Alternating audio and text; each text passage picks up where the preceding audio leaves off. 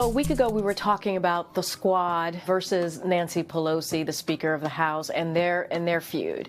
And on Sunday, Donald Trump decided to tweet out a really historically racist tweet, basically anti-immigrant, anti-other.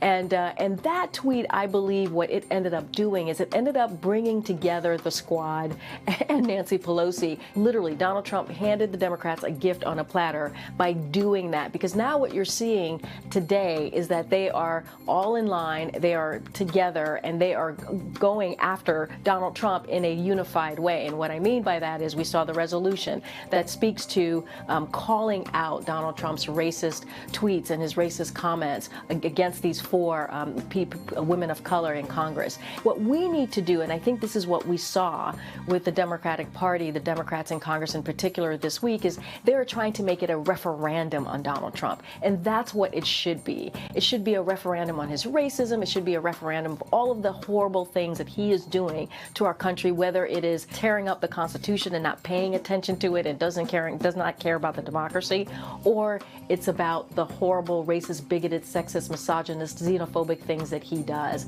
He overwhelms the system, right? He gives us a controversy and another controversy, and he knows that, you know, nothing is going to really stick, and all of us are going to go down the rabbit hole and follow him down that rabbit hole. And so there is a question of how do you cover this? How do you talk about this?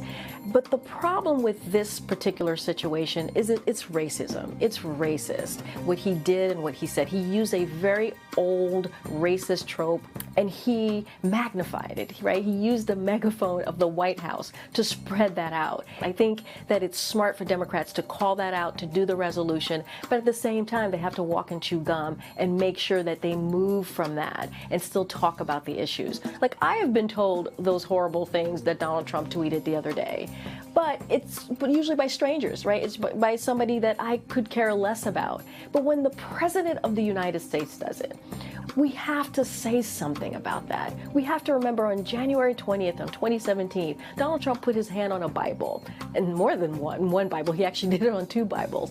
And he said he would be a president not just for white people, but for everybody, for white people, for brown people, for everyone. And this is not normal. What we're seeing from this president is abnormal, and we have to call him out. We can't let that sit, because at the end of the day, when November 2020 comes around, the American public is going to have to make a really tough decision. They have to decide, who are we as a country?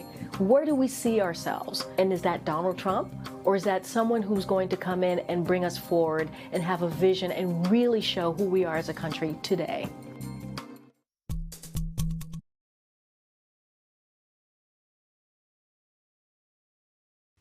Hey, NBC News viewers, thanks for checking out our YouTube channel.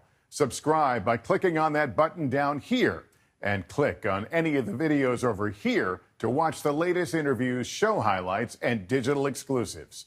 Thanks for watching.